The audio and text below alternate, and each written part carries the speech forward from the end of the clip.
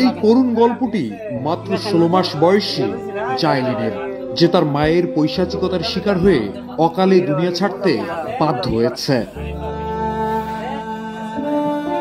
গত মার্চে আমেরিকার ক্লিভল্যান্ডের বাসিন্দা ক্রিস্টেল ক্যান্ডেলারি তার দুধের শিশু জাইলিনকে একা ঘরবন্দি রেখে বয়ফ্রেন্ডের সঙ্গে 100 কিলোমিটার দূরে সমুদ্র ভ্রমণে যান। কোলের শিশুর জন্য রেখে যান মাত্র কয়েকটি দুধের প্যাকেট, অথচ ছোট্ট জাইলিনের এখনো দুধের প্যাকেট খোলার সক্ষমতাই হয়নি।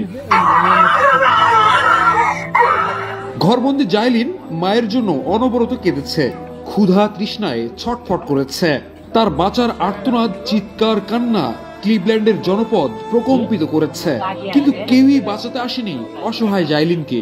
কান্না পৌঁছায়নি জাইলিনের মা ক্রিস্টেলের কানে, কারণ সে তো 10 দিনের ছুটিতে 100 কিলোমিটার দূরে বয়ফ্রেন্ডের সঙ্গে আনন্দ ফুর্তিতে ব্যস্ত। একজন প্রতিবেশী জাইলিনকে তার মা ছেড়ে যাওয়ার 2 দিন পর তার চিৎকার ক্যামেরা বন্দী করেছে। তাতে দেখা যায় বাঁচার জন্য কি অসহনীয় চিৎকার করছিল নিষ্পাপ শিশুটি। 10 দিন পর যখন তার মা ফিরে আসে, ততদিনে জাইলিন কান্না থেমে গেছে। ক্ষুধা পিপাসায় কাতর জাইলিন দুনিয়া থেকে বিদায় নিয়েছে।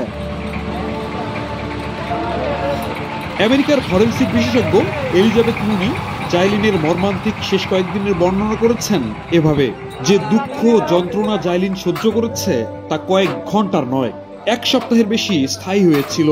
দিনের পর দিন ক্ষুধা, অতিমাত্রার তৃষ্ণায় জাইলিন ছটফট করেছে। খাবারের অভাবে তার ওজন ভয়াবহ মাত্রায় কমে গিয়েছিল, কিন্তু কেউ তার ডাক শোনেনি। নিষ্ঠুরভাবে সন্তান হত্যার দায়ে বর্তমানে ক্লিভল্যান্ডের আদালতে জাইলিনের মা ক্রিস্টেলের বিচার চলছে। My actions. Pero nadie sabe cuánto yo estaba sufriendo. But nobody knew how much I was suffering. Y por lo que estaba pasando. And what I was going through. Todos los días le pido perdón a Dios y a mi hija, Yailin.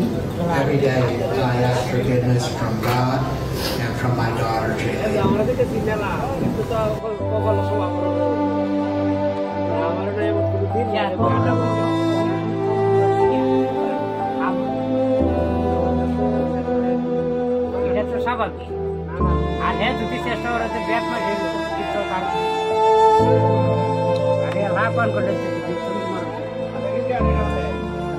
আর নেমান তো